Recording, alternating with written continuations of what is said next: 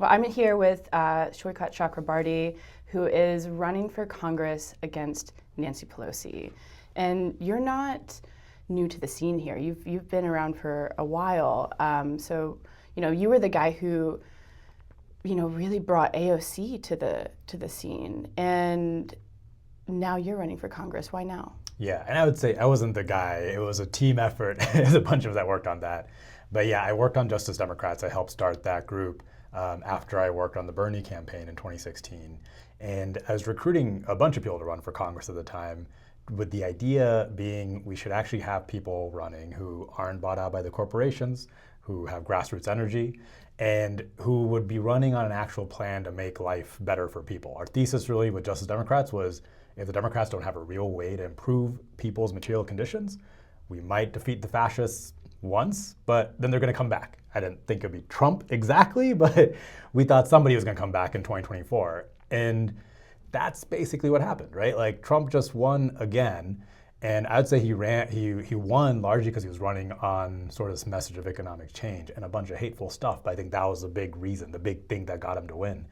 And then I saw the Democrats' reaction to it.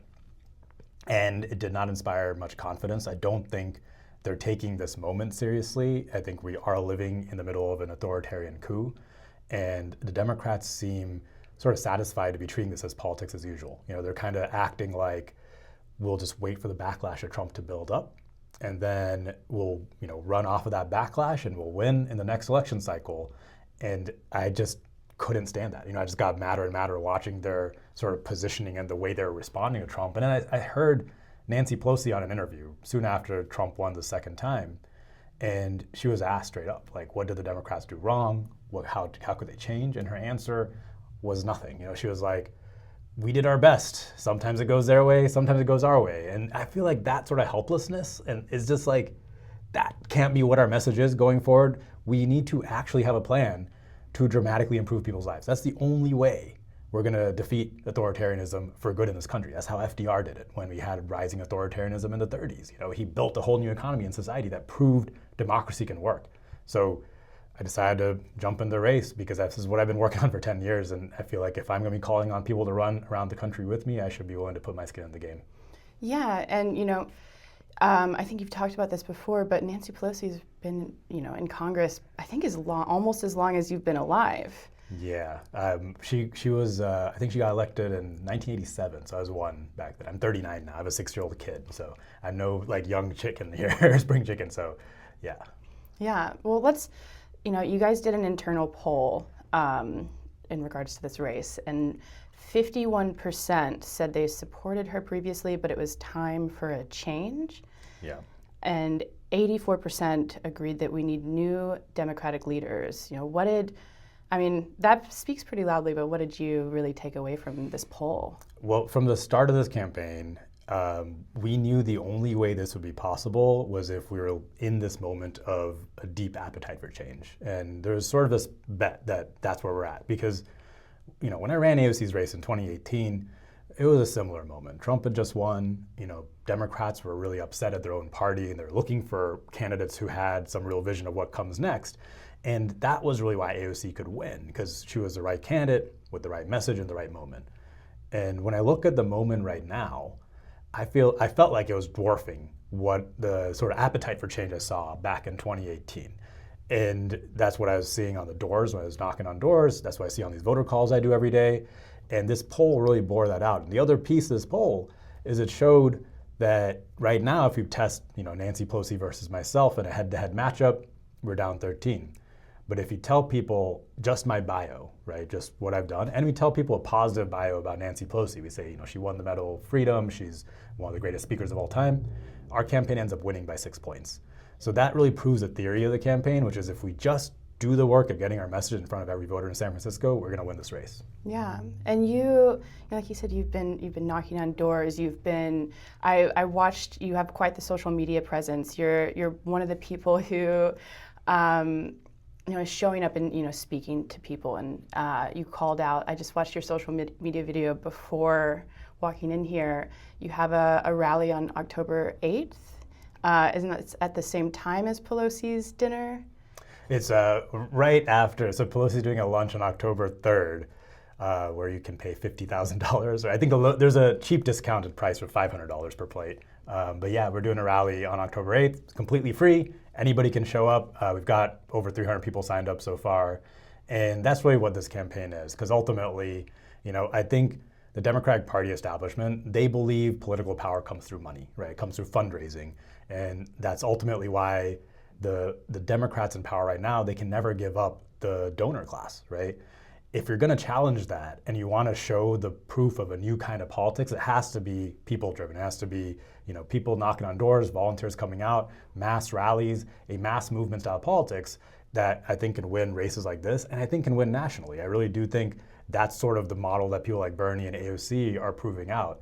And I think that's going to be the real, challenge within the Democratic Party over the next several years is which politics are we going to choose? Are we going to choose the politics of a donor class driven Democratic Party that can't actually move on issues, is sclerotic in how we actually react to fascism, but also is keeping us from fully embracing the kind of very popular issues that the country wants. Things like banning congressional stock trading, right? Banning the revolving door between Congress and the lobbying industry, universal health care, universal child care, tuition-free public colleges, building millions of units of affordable housing, a wealth tax on billionaires and centimillionaires. These are all issues that actually poll at like 70, 80%, but Democrats won't embrace them because of the donor class. So I'm saying we need to have a politics in a Democratic Party that is full of people who will reject the donor class, run on the stuff that's actually popular, build a mass movement, and win that way. And I think we can do it. Yeah.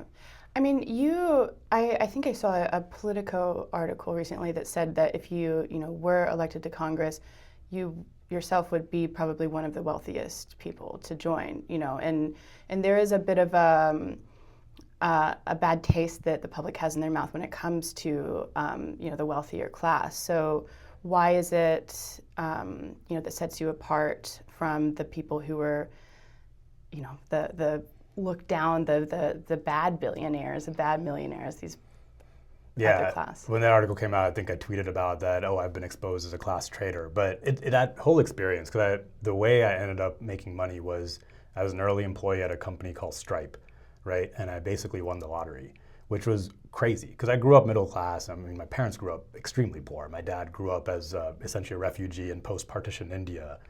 And I grew up going to public schools. And I never thought I'd make a bunch of money. But I ended up working just in the right place at the right time. And yeah, I worked hard, but I worked hard for a few years.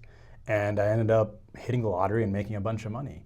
Whereas, at the same time, you've got nurses and teachers and firefighters and police workers, people who are actually running the city every day, who work way harder than I ever did. And most of them are never going to be able to afford a home in the city. They're not going to be able to afford a secure retirement. And I think an economy that's set up like this is absolutely batshit crazy. I really do. I think if we keep doing this, where we're just squeezing the middle class out and having all the money go to this top tiny group of people, while most people can't afford just the bare essentials, that will lead to America's demise. I'm not trying to be overly dramatic. I really think that's how countries just fail. And that's why, because I went through that experience, I've spent the last 10 years working on progressive politics. I think the system is completely rigged against working people and it has to change. Yeah, and you have been a very progressive guy for a long time. And we're at a time where we have an administration who is saying that these people on the left, these far left progressives are violent, they're terrorists, and you're trying to come into Congress staying true to these policies. How do you feel about going up against that kind of rhetoric? I think you have to you have to call the rhetoric for what it is, right? They are absolutely using this rhetoric as just a way to crush any dissent to this authoritarian government. They're starting by attacking trans people, by attacking undocumented immigrants. They're building up a paramilitary police force, and they're just doing the normal authoritarian playbook that people like Erdogan in Turkey and Orban in Hungary have done to completely crush all their opposition. So of course they're gonna do that. But ultimately, I am progressive, but I actually don't run on that label. What I talk about is what the policies I'm running on, because it is popular. I think that's really the big strength we have going our way, is the stuff I'm talking about at the end of the day, it's all very popular. And it's popular because, Americans in this country for decades now, most people have been seeing their wages completely flat, while the cost of healthcare, childcare, housing, and education, all that has been skyrocketing, right? These are the essentials. This is how you build a life. And if that trend doesn't reverse, I think we are going to keep seeing the pendulum swinging, left and right, and usually it's going to go farther right every time, and authoritarians are going to win. So we have to actually stop the authoritarianism that's right in front of us, and I think that happens by going at it head on, by trying to keep them from, making the abnormal normal, which is what they do, and that's a daily fight, right? That's calling out all the abuses they're doing and sticking to it. But after we do that, we have to actually deliver a better life for people. That's the only way we're going to defeat this. Yeah. You said, on that note, like you've previously said, we need to tack to the hypothetical middle. You've said in your more recently, our Democratic Party leaders are unfit to lead in this world as it is today.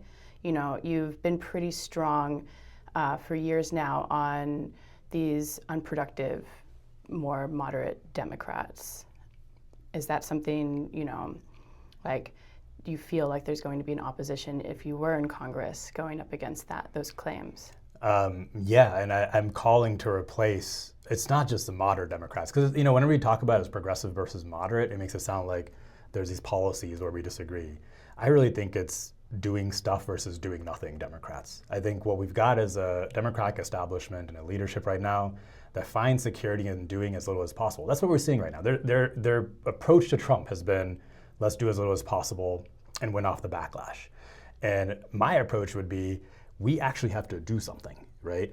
And the stuff I'm calling to do is popular, right? Therefore, the stuff I'm calling to do, if just by definition, is centrist if it's popular, right? If most people support it, that's what most people want. That's the center position. But I do think that the current leadership we have, they're completely ill-equipped to deal with the kind of politics the Republicans are doing right now, and they're not interested in coming up with how do we actually fundamentally change the system. And part of that comes from, I think, a lack of imagination, but part of it comes from, they are ultimately beholden to a donor and corporate class that doesn't want this system to change. They're doing well in the system. Yeah. Do you were a part of the Green New Deal as well. Is that something, and that's been used really as like a boogeyman for the GOP. And, I think it was even Lee Zeldin who used the term, we're going to drive a dagger through the heart of the Green New Deal, which doesn't exist currently. Right. So it's funny for them to say that, but is that something, that you would want to revive and push forward today? Well, I'd say the thing I've been working on for the last 5 years is a plan we've been calling the Mission for America, which is basically a Green New Deal with the details filled in.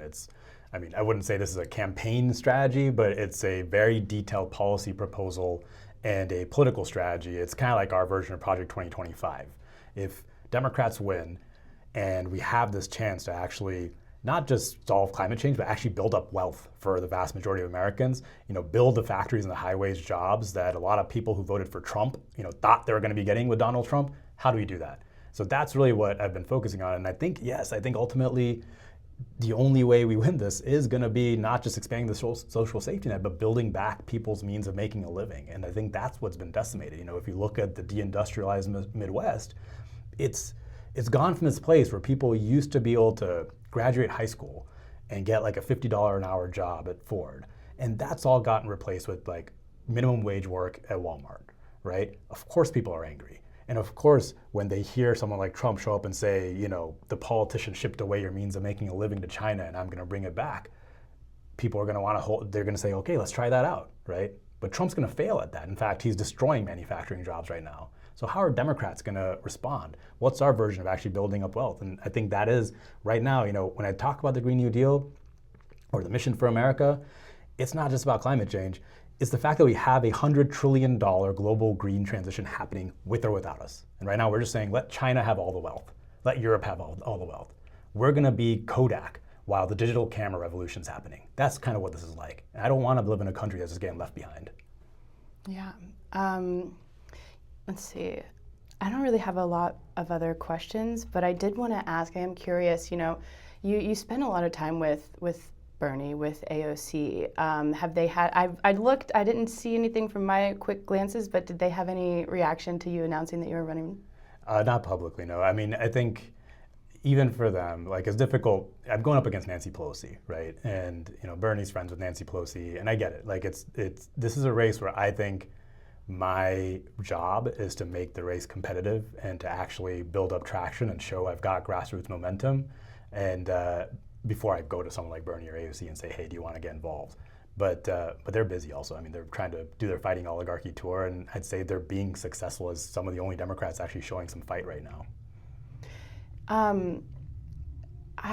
Like I said, I don't think I have any other All right. specific questions. I mean, I will say, I used to live in San Francisco. Yeah. And so it's nice to be back here, and I really appreciate seeing your tour around the city.